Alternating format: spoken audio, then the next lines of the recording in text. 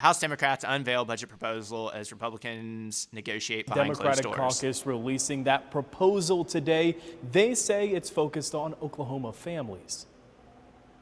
This state has, for far too long, asked those folks to pay more than their fair share to fund a government that simply doesn't work for them. House Democrats gathered today with this $9 billion plan. One of the main pieces is restoring and upping the earned income tax credit without what they say are tax cuts for wealthy Oklahomans and corporations. Also hazard pay for first responders, getting rid of the sales tax on groceries, and a pay raise for state workers and school support staff. We've got the money to take care of Oklahomans, but we need to spend it like we care about Oklahomans, because our budgets have a really, really wonderful way of showing the people what we care about. Democrats also calling for no longer funding prosecutors through fines and fees, and a $200 million investment in education with a focus on school counselors. None of these things mean folks will pocket that money forever.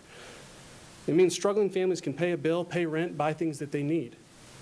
It's the right thing to do because it's the right thing to do. But it has the added benefit of stimulating Oklahoma's economy.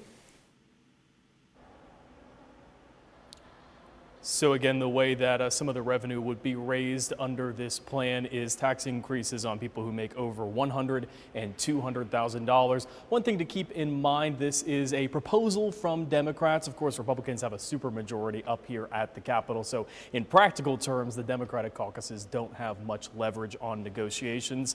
In terms of negotiations, we expect any day now to hear about an agreement on the budget. We are still awaiting that tonight. At the Capitol, Dylan Richard. So, yeah, Dylan sums it up nicely. So the Democrats put out something. I'll pull it up. They released this 13-page spreadsheet that compares agency appropriations. I don't know what to do with this, really, and I like reading these things and sort of understand them. So from what I can tell, Stitt was asking for like an $8.3 billion budget back in his State of the State in February. I would imagine the numbers have gotten rosier since then, so there may actually be more money, but it looks like the Dems are asking for like $9.1 billion. So it's a pretty big increase.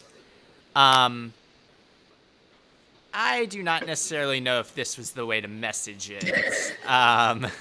You're not saying that a spreadsheet with two colors, just the title that says Minority Caucus budget isn't great? I am flabbergasted. Yeah. So and they dropped this yesterday, so I haven't had time to even really read it fully and understand it.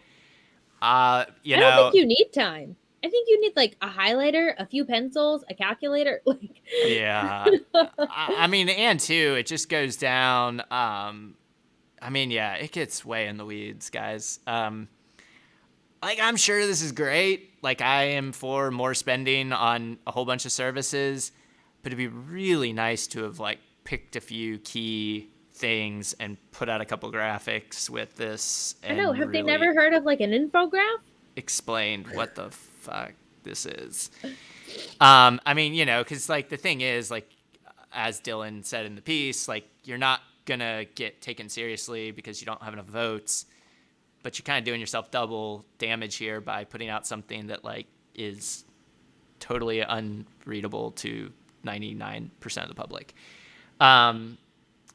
So that leaves us back to waiting for the Republicans to come up with stuff, and then all of us having to react to it, which again, you would hope that even if you're not at the negotiating table, like you are in the building, presumably you have made friends with staffers or have lobbyists that need your vote on something, that are willing to like leak you. I mean, because like the thing about budget negotiations and think about like the dark heart of the Capitol is like once two people know something, it's no longer a secret, right? Or I mean, whatever that saying is. Like, so like somebody knows what they're going for up there. Like, this isn't like some like whodunit, Da Vinci Code mystery here. This is like Like, That might be more engaging. Like, make it an It would be. escape room. yeah, so getting the budget out of the Republican caucus safe room. But like somebody knows this, and like my hope would be is that the Democratic Party could leak that, could message around some of that, could counter message any of that. I mean, this is great. I'm glad they put something out, but it's really hard to take this and do much with it. And of course, like what we're going to find is like Thursday, Friday afternoon, I don't know when they're going to drop this thing, but they're going to come out with it and there's going to be some bullshit in there. And we're all going to be like, why are you doing that? We have real problems you could fix instead of like doing PETA grill outs or whatever Stitt's doing today that's upsetting everyone. But like you could like focus down healthcare, focus down education, and really try to make your case for like dramatically higher spending. Because it's really hard to tell from this what all this is going to go to. Well, I feel like this is something that Democrats do a lot in like shooting themselves in the foot with too much information.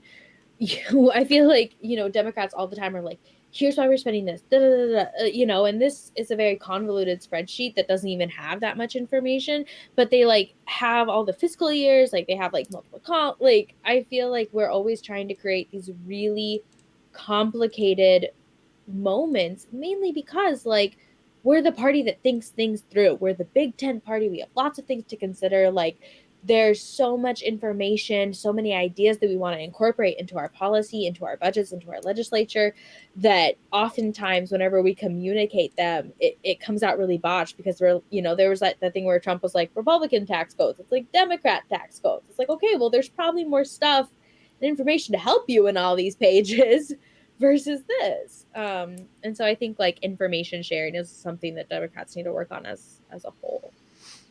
Yeah. So pulling up this article from Tulsa Public Radio, the Democrats do want to spend more on education. That was in there. And then $50 million in hazard pay for first responders, $50 million rental assistance, tax deduction on unemployment pay, which is great. And then funding the justice system and restoring their income tax credit. I mean, also good things. It just would have, I get it. They put out a counter budget, which is fine, but it'd be really helpful to focus like more directly on a couple key things that people could latch on to.